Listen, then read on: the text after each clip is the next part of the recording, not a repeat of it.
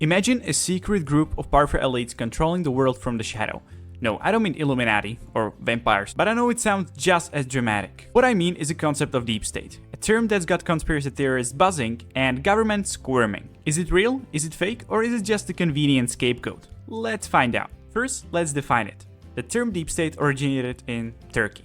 Not this Turkey, the country Turkey. It was used to describe a shadowy network of military, intelligence, and political elites influencing the government, like a government secret boss, kind of like a manager behind the manager at work. Today, the term is used to imply that unelected bureaucrats, military officials, and intelligence agencies are pulling the strings behind the scenes. In a democracy, we're supposed to have a clear separation of powers, with the government divided into three branches. A legislative branch, in the US it's Congress, executive branch, president, and judicial branch. All states and federal courts with a Supreme Court at the top. But deep state theory suggests that the executive branch got a little naughty. Instead of following orders from the president, it started doing its own thing. Since these officials are unelected, their actions could be seen as illegitimate, basically creating a fourth branch of the government, something the Constitution never accounted for. Some say they are defending democracy, others say they are defending themselves. But the problem is, deep state means wildly different things depending on who you ask. If you ask Trump, you will get one answer. If you ask that shaman guy who stormed the Capitol on January 6th, you will get another. And if you ask her dog, they will probably just drool and want to go on a walk. Let's take a trip through history. No, not that far back.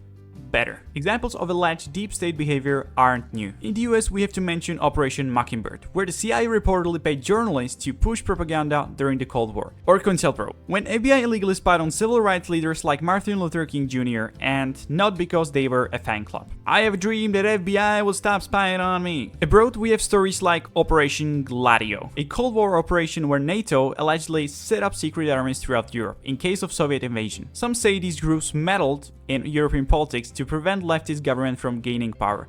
This might also be considered a deep state. And let's not forget the military-industrial complex that President Eisenhower warned about in 1961. What he basically said was, hey, maybe let's not let weapons manufacturers run the show. Not sure if it helped, but thanks, Ike. Fast forward to today, and the deep state is everywhere, according to some people. In the US, it became a popular term during Trump's first presidency, when he claimed a network of bureaucrats was out to sabotage him. Critics dismissed this as a paranoia, while supporters called it a proof of resistance against the elected president. Actually, in 2018, Miles Taylor, the Department of Homeland Security Chief of Staff, claimed that many senior officials in Trump's administration were working diligently from within to frustrate parts of his agenda and his worst inclinations, even hiding files and documents from him. Some call this evidence of the deep state working against the will of the American people, and Trump promised to dismantle the deep state in his second term. But even before Trump, for example, Professor Michael J. Glennon argued that President Obama failed to resist or change what he called the double government. Glennon pointed to Obama's inability to close Guantanamo Bay prison, a major campaign promise, as an evidence of the existence of a deep state. A couple days ago, there was a groundbreaking congressional hearing where representatives and whistleblowers claim that unelected government officials are hiding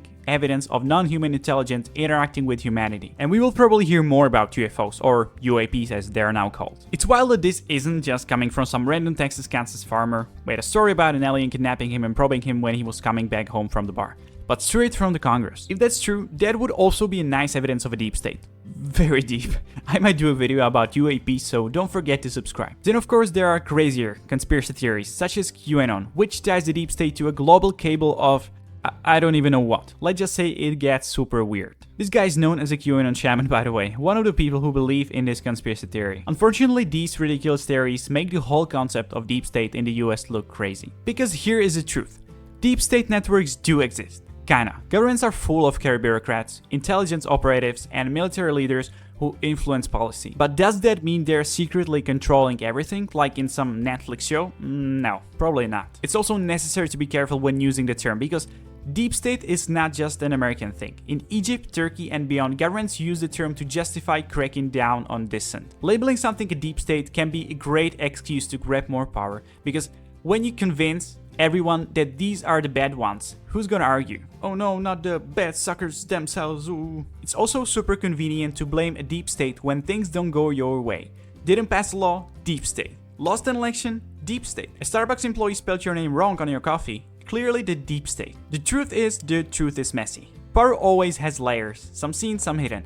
But whether it's a shadowy conspiracy or just the natural chaos of bureaucracy, it's not as sexy as it sounds. So what do you think? Is the deep state a real life capable of secret puppeteers? Or a bunch of bureaucrats just trying to keep things running? Or a handy excuse for politicians to avoid blame? Let me know in the comments if the deep state doesn't shut this video down first.